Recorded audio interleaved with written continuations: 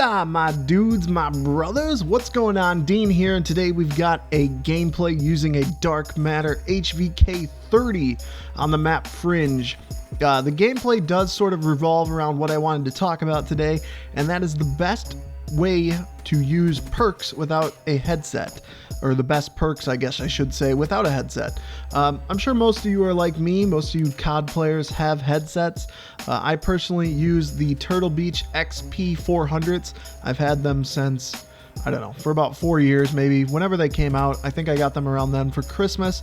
Prior to that, I used Turtle Beach X 41s, I think they were called.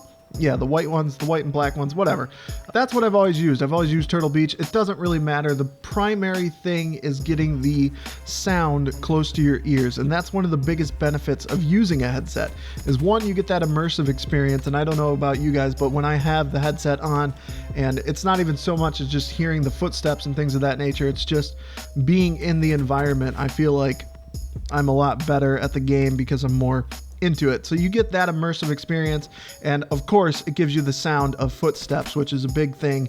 You're adding a whole new sense to your arsenal. You're using all your senses to excel at the game. So with that in mind, keeping in mind that sound, of course, is a sense that's very important. Sorry, I'm fumbling over my words here.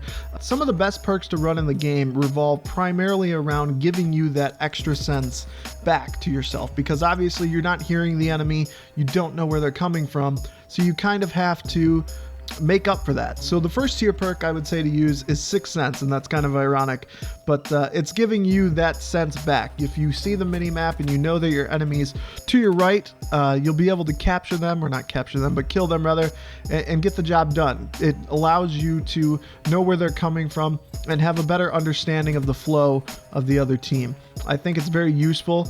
Of course, you could swap this with Overclock, and I'll get to that a little bit later, but I think Sixth Sense is the biggest one, just because it gives you that sense back and you get your surroundings back to you. Now, in the second tier, I would say that Fast Hands is universally great. It is always going to give you a benefit in a gunfight, so that's an important perk that I would definitely say could be very beneficial in terms of not wearing your headset. And the second one I would say would be Hardwired. That's the one I think I'm using in this class. It's either that or Fast Hands, I'm not sure, but I think it's Hardwired. And the biggest reason I would say Hardwired is because you're never going to lose your minimap. Counter UAVs are of course a big thing in this game just because of how easy they are to get, and you see right here I'm using Sixth Sense to my best surroundings there and able to turn on that guy. So Sixth Sense obviously right there shows its head and how useful it could be. Now normally I would listen for that guy, and of course he's not moving, so I might not hear him, but awareness is pretty powerful, so I may have been able to hear him, but Sixth Sense saved me there. Yeah, so Hardwired, definitely very useful just because you want to keep that mini-map with how easy counter UAVs are to get, and if you're seeing the mini-map, then you're of course having an idea of where the enemy is.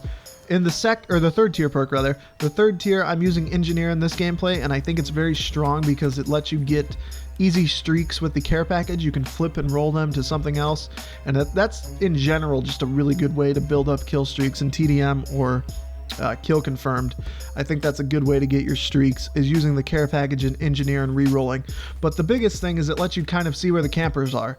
If you're seeing trip mines or hive pods on the ground, you know that that room's probably infested with somebody sitting in the corner, or somebody that's just patrolling that area and is going to be a nuisance. So you know to kind of either A, stay away from that, or B, get a creative way to get into that room to make things work best for you.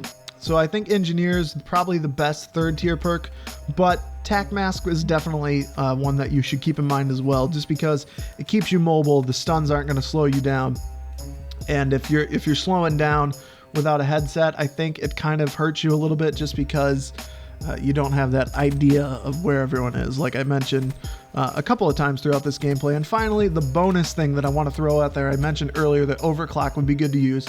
I would say that Outrider's Vision Pulse is definitely the way to go if you're not running a headset.